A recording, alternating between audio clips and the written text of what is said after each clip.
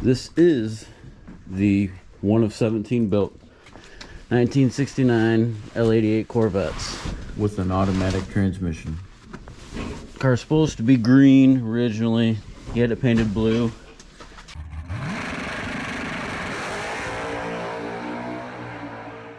What's up, guys? Welcome back to the channel. So behind me is something that doesn't look very special at all, but it's actually one of 116 1969 L88 Corvettes ever built. What makes this one even more special than that is it is one of 17 that came with a Turbo 400 automatic transmission. This car has been sitting for many years. It was taken apart and sadly never put back together. But I'm going to let Kevin take over. He is the previous owner of this car, and he's going to tell you everything there is to know about an L88. I bought the car back in January of 1971. I started looking for the car in the summer of 1970, and I wanted a 435 horsepower car because I wanted tri-power, and tri-power was just the coolest thing to have. And I looked for a few months for a tri-power car, and I couldn't find an acceptable candidate. I looked at, but they weren't very good. So this car was advertised a couple different times, and I've got the documentation that shows the advertising. The first time I saw it, I think I passed on it totally. I didn't really have any idea. I was 18 years old. Really didn't have any idea what an L88 was. And I may or may not have known it didn't have tri-power. I don't know if I made the decision on why I didn't want to buy it. So then they I think it was November again that they had advertised it first, and I didn't look at everything. And then they advertised it again in January, and I went over and I looked at it, and it was sitting on carpet inside this beautiful, well-maintained garage with some other expensive cars.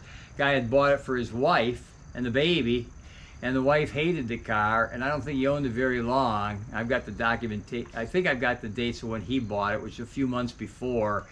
I think he had bought in that spring, and a couple months later, his wife told him, this car's got to go. I'm just not driving something like this. Plus, she said when she started the car, and the flame came out of the hood because it had the wrong air cleaner element in it. So flame, when it had no choke, and you had to pump to start it, flame would backfire across the windshield and scare the baby and make the baby cry. So she said, you're getting rid of the car. That's how it started. I didn't know what it was when I bought it. As far as the original engine had stamped on it MR, Mike Romeo, 1122. And then I had the serial number after. So I went down to the Chevrolet dealer. That sold it new, correct? No. This is different. The Chevrolet dealer sold new was Rinky on the far east side of town. Okay. I just went down the one down the street, and I looked up an MR code. It was not listed in the 69 Corvette group. They showed, I think it was LO and LW. Don't hold me to that. It didn't decide what it really was, but didn't show this. It showed that I think it was like a 396, 68 or a 69. 396 Nova or Camaro or something using MR. So I thought I got gypped, except for the fact that obviously the car drove. There's a lot of difference in performance between an L88 and a 396, 350 horse.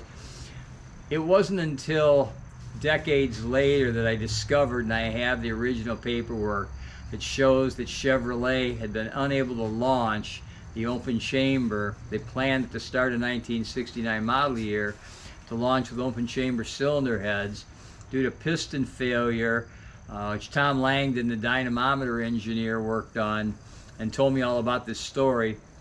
They were unable to release the open chamber heads for job one, and so they took the 68 engine with a manual transmission only. They carried that over into 69. That was easy, but they'd never had an automatic transmission before.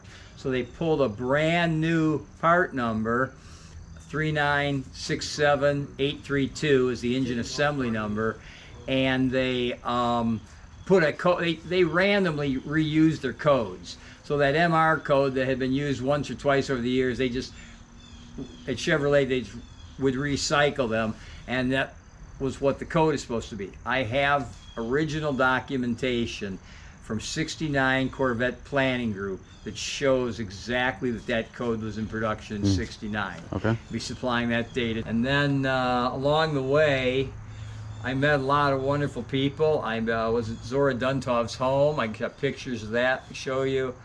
I made a lot of friends. It opened a lot of doors for me. I drag raced it a couple times, but it only had a 336 gear. The standard gear was a 3.08. There was an optional economy gear called 2.78, which was actually designed for running a Daytona. But the car off the line was, I think a Volkswagen would have beat it off the line. Yeah. It was very, very, very slow. Because the camshaft, you know, it makes they don't make any power down there. Yep. So it was something. But once it got moving, it didn't shift out of first gear. Don't hold me to this.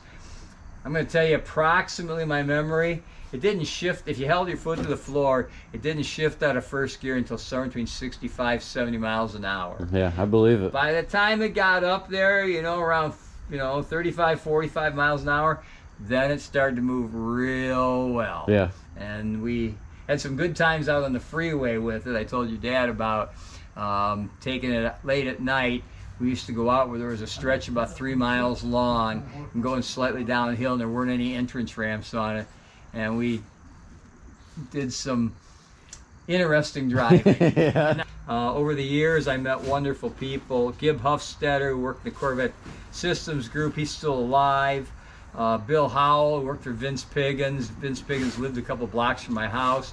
Bill passed away a few years ago, leukemia. Vince has been dead a while. John Scheibel, who helped me get the tremendous amount of documentation I'm going to show your dad in a little bit. I read about your mom and your dad for years and years and years, and they were like my heroes. Yeah. Because I was a drag race guy. I wasn't, nothing wrong with NASCAR or roundy round stuff. It just, my thing was drag racing. And I read about them, their accomplishments over the years. And Dave Miller, who I talked to him, I told Dave, I said, it's impossible to go that fast on those stock tires. Yep. And I went over and over and over, it's just impossible.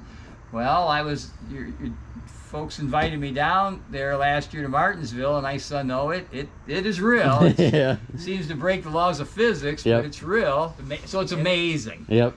No, for sure. We appreciate that. So the that. Pennington family has done the car proud. And I wish that Zora was around to have seen it, because they were very proud when they did that 10-second.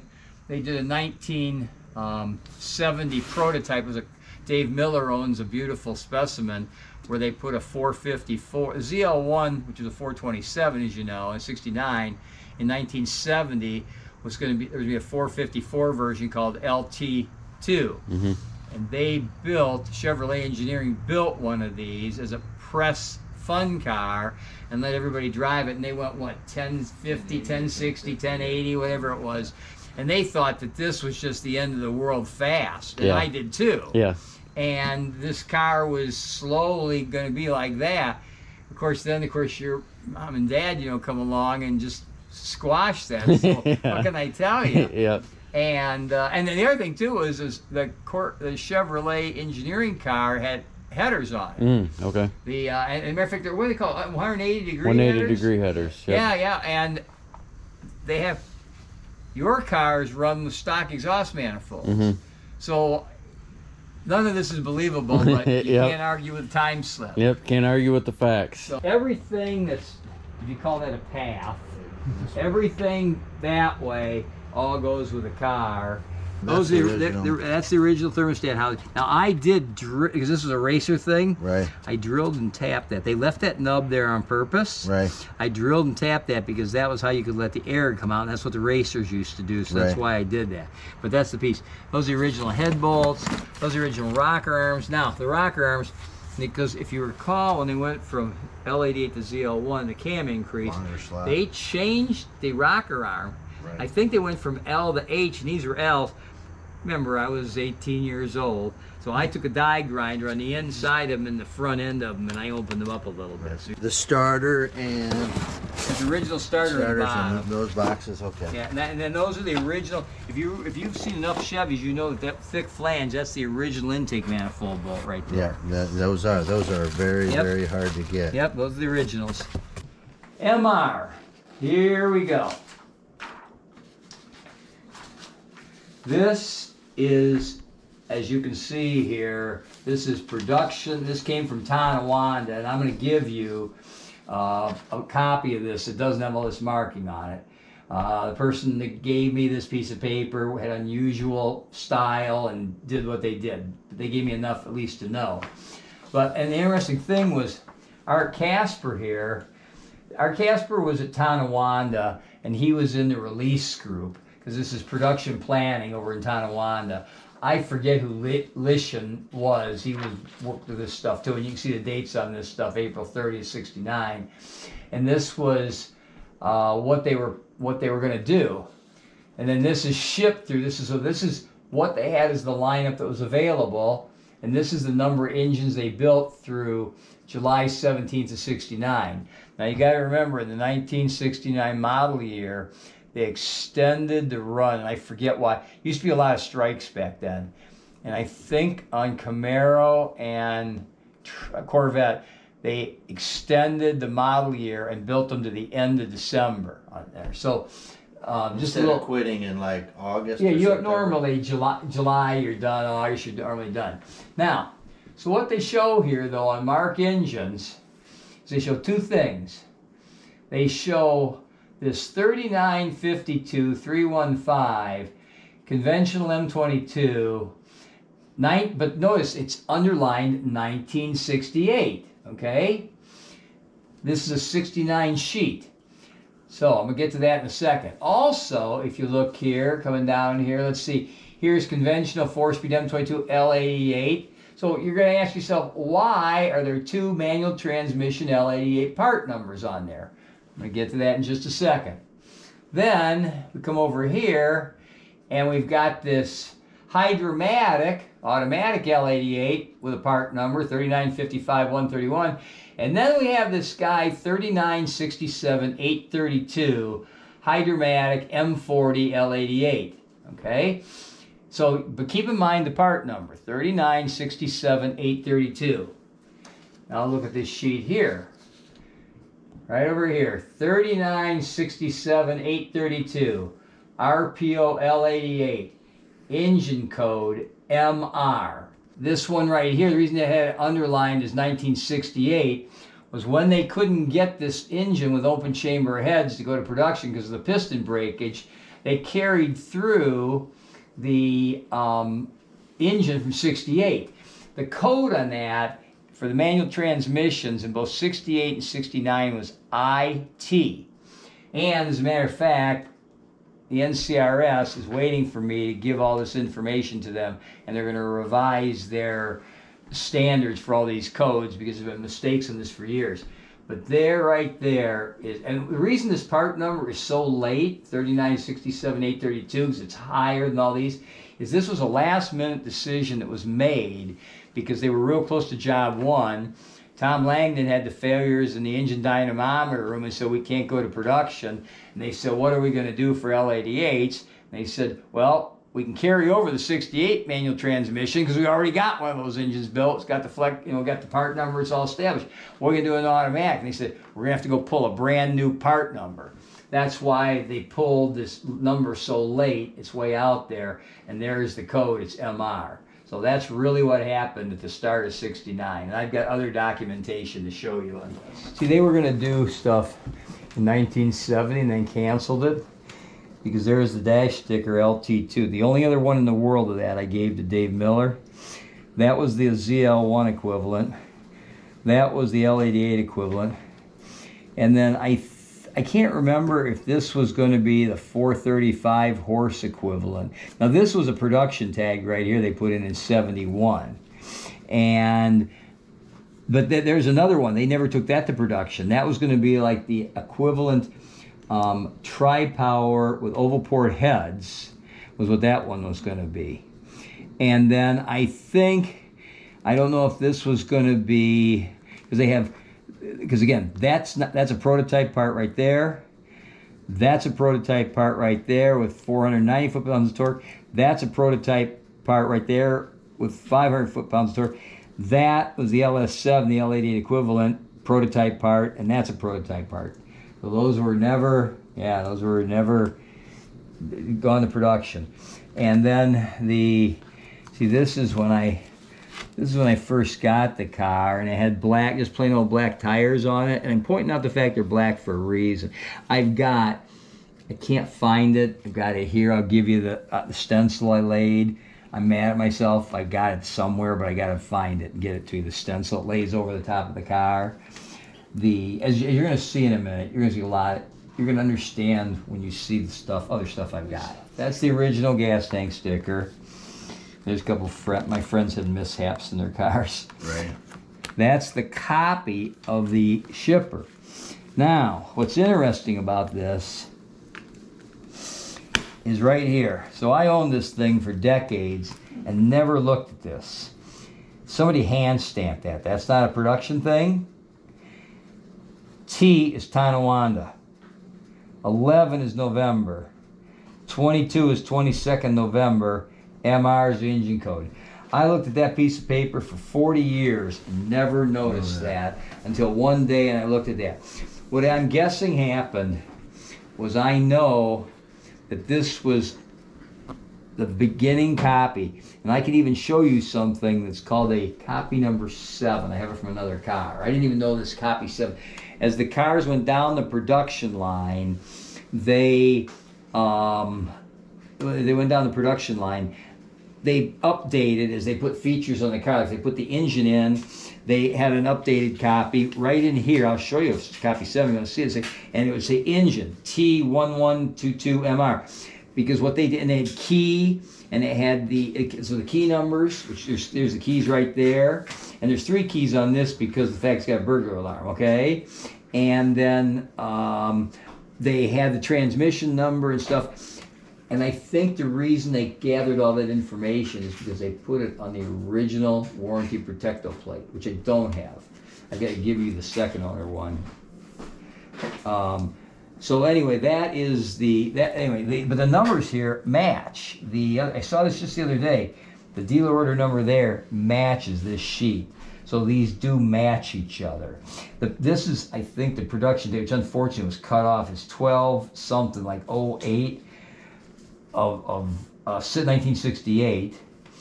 And then GM employed a Class A discount because this was ordered by J.P. Wallace, who signed it eventually, J.P. Wallace III.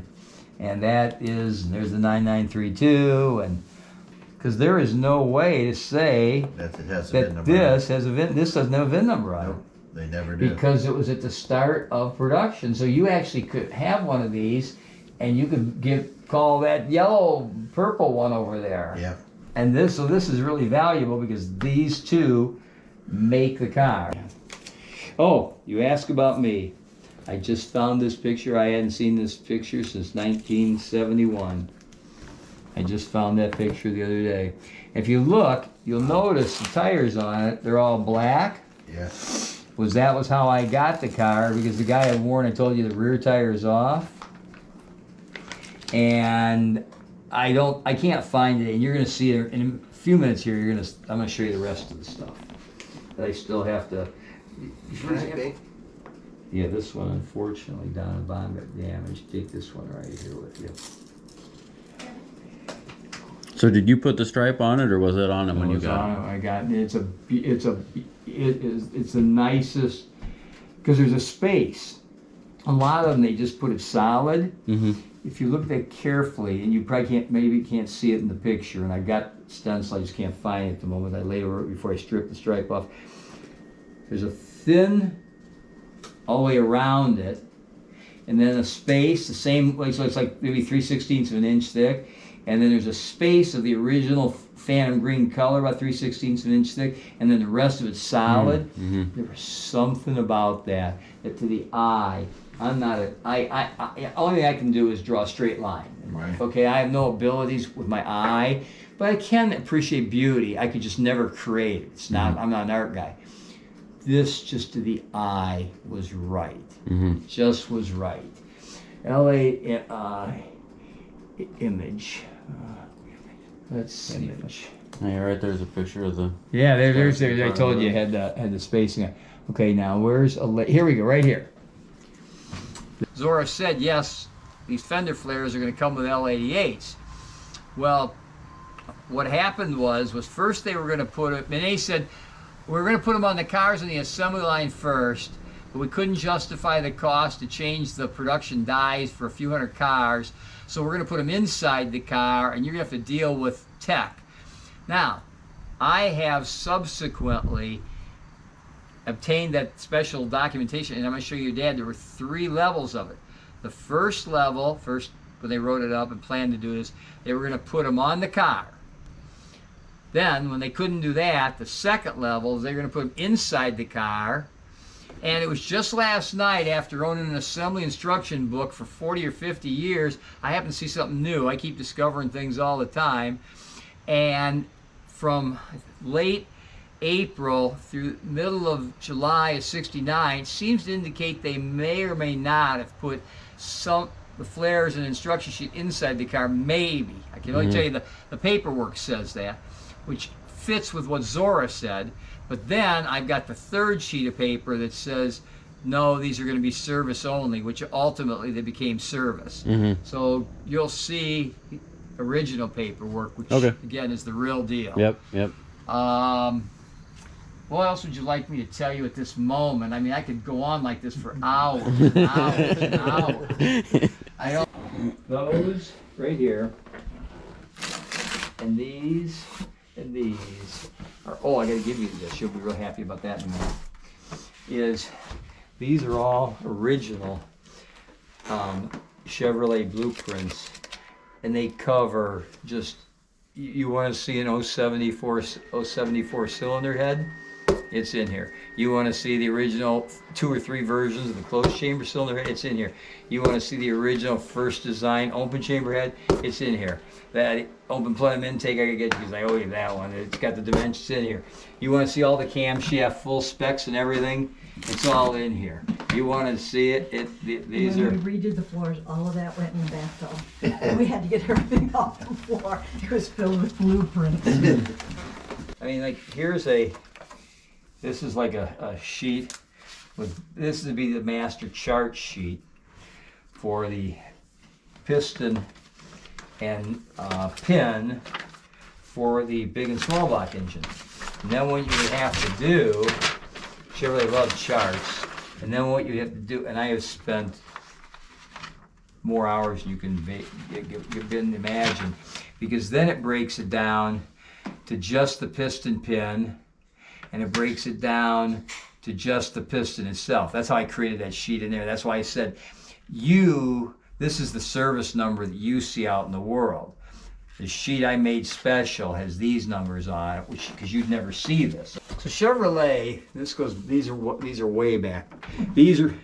Remember I showed you those books here, the ones that were when they were published every year? Before they did that, what they used to do is they put the green pages out. Special information. And the green pages were these. This is how they used to do it way back. And if you look through here, it's got all the cool stuff that they offered, again, before they were putting regular, magazines out, and just racers would get these. These were not handed out. You couldn't just go down to the corner and get one of these. But I had inside track, so I was just thinking, oh, I got to give you those parts up on top of the garage. Yeah. So anyway, there is the part numbers. If you look at the boxes, you will see there's the part numbers for them. And this is how they said, that's all the instructions they gave you on how to put them on. Because again, Those are the headlight covers? yeah, you got to remember, well, the buckets, let me show you the buckets. Let's see if they put the buckets in here or not. No, but what happened was I found out, maybe Bill Howell told me, because there's I got to show you before you go, those engineering sheets on those fender flares. Because there's the flares right there, okay? but I'm going to show you in a minute the official paperwork that released this stuff. But what happened was I'm going to give you, I haven't given them to you yet, they're in top of the garage, the aluminum buckets bolted up from the bottom side of the bottom side to bolts that were existing as part of the headlamp assembly, because you gutted the whole headlamp assembly out of there, and then they were held up with a couple bolts. You put these aluminum buckets in place, you got Corvette, and there are in those boxes, there's two, unfortunately, they're not matched. One's 1 year, one's the other. I don't remember, Bill Howell told me this decades ago, but they took Corvette, the headlight mounting, these little stamping, they had two headlights in it, and it bolted into the aluminum piece, and then this piece went on the body. And you know, you gotta keep in mind, this was done by racers. We weren't making rarity, we were making race cars. All right, so I just let Kevin take over there and pretty much say whatever he wanted. It was really cool because he was like, hey, you'll want to turn the camera on for this. So then I'd start recording him. And then there's some stuff he didn't want to come out. So he'd be like, hey, can you turn the camera off? And then he'd tell us some, top secret information that he knew, or show us some unbelievable documentation that he's got. Very, very awesome day. It's amazing to be able to spend it with somebody that's been in the car world for that long. Kevin worked for GM, he worked for Ford, and he just, like I said in the beginning of the video, a book of knowledge, and it was awesome to just be able to listen and let him talk. So if you guys are new here and you don't exactly understand why we've got this L88, there's one right there, there's one right there. There's actually two in that trailer. And then there's one right there. Those are all L88s, but they are clones. This is actually the only real L88 in this garage now. And we drag race these things in the fast racing series. And that's what sparked Kevin's interest into reaching out to us about this car. He knew that we would take care of it. He knew that we would bring it back to its glory and possibly even race the thing and use it for what it was actually built for. So as you can see, the car was painted, he said it was 1973 blue. I don't exactly know the color. He repainted it twice blue, and then he didn't like the blue, so he was gonna repaint it black after that. And pretty much that's where the car stopped. His exact words, family took over and the car just got pushed into the corner, and then life took over, and it just was never able to happen. So you can see it's actually a very clean car. It is a never been hit, never been wrecked body. There are no patch panels on the thing at all, which if you're a Corvette guy, you understand that that means a lot, even if it wasn't an automatic L88. So yeah, that's gonna wrap this video up. A little bit longer than our normal videos, but definitely did not want to leave any information out. Plans for the car is gonna get fully restored. Not exactly sure if we're gonna do it or somebody's gonna do it to where this thing is top-notch, perfect. NCRS can judge it. Honestly, we are drag racers. We can restore nice cars, as you can see, but I don't know if we can do it down to the perfect bolt like this thing deserves. So the car might get sent to somebody with a little bit more knowledge than what we've got to be able to do exactly that. Make this thing exactly like it was when it rolled off the showroom floor. So yeah, let us know in the comments what you think about this thing, and this will definitely not be the last time you see this car on our channel. But that's gonna be it. Thank you guys for watching, and we'll see you on the next one.